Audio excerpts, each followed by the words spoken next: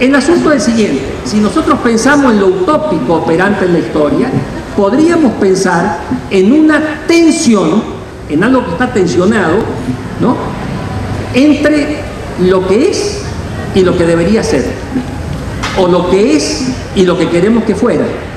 Es decir, entre una realidad que vivimos en la cotidianidad, que nos parece a veces repugnante, y un ideal que nos gustaría que se realizara, donde la vida humana pudiera ser una vida plena, una vida digna, una vida donde nos respetáramos y nos valoráramos todas y todos. Y eso es efectivamente lo que nosotros podemos detectar operando en el proceso histórico, en la cotidianidad, siempre. O sea, uno siempre se está moviendo a partir de una realidad y buscando otra cosa. Por ejemplo, aquí el amigo que está haciendo una tesis que no ha terminado, y bueno, ¿para qué hace el esfuerzo de hacer la tesis? Y porque supone que haciendo el esfuerzo de hacer la tesis va a tener un título, se va a seguir muriendo de hambre después que tenga el título de filósofo, de maestría en filosofía, pero bueno, por lo menos ya va a tener el título y se va a sentir un poquito mejor.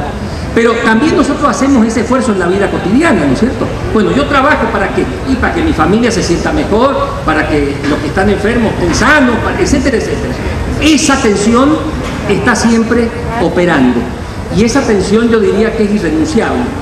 No es una tensión donde logremos definitivamente que los ideales se hagan, pero es lo que nos mueve a, por ejemplo, no estar de acuerdo con un gobierno legítimo, pero no legitimado en los hechos, o legal, pero no legítimo, o que nos digan, mire, ustedes aprueben con un cheque en blanco lo que vamos a hacer durante 6 años y después vemos, el castigo que me pueden dar no volverme a elegir.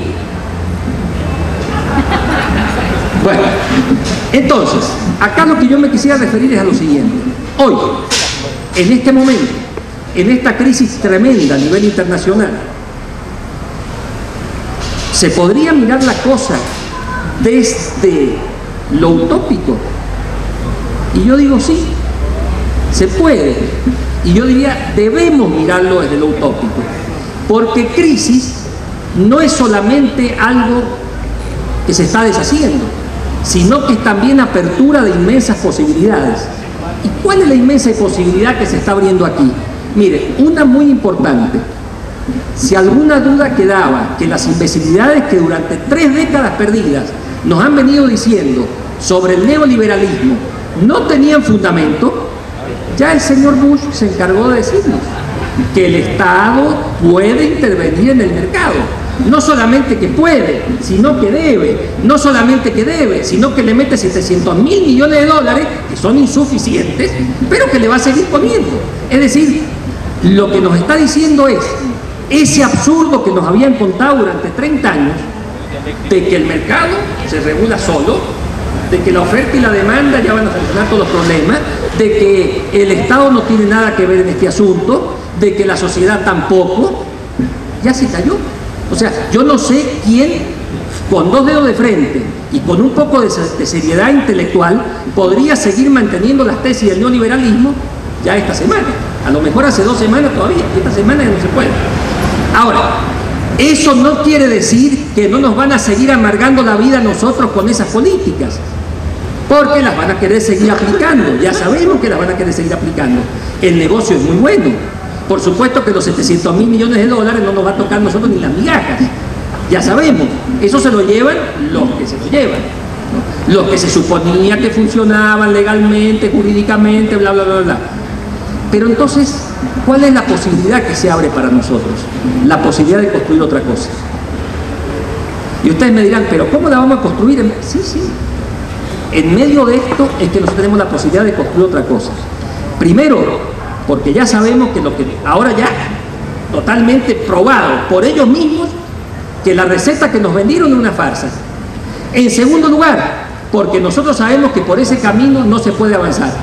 Y en tercer lugar, porque necesitamos hacer, probablemente de acuerdo a lo que decía esa consigna de París del 68, ¿sí?, necesitamos hacer una política realista pidiendo lo imposible.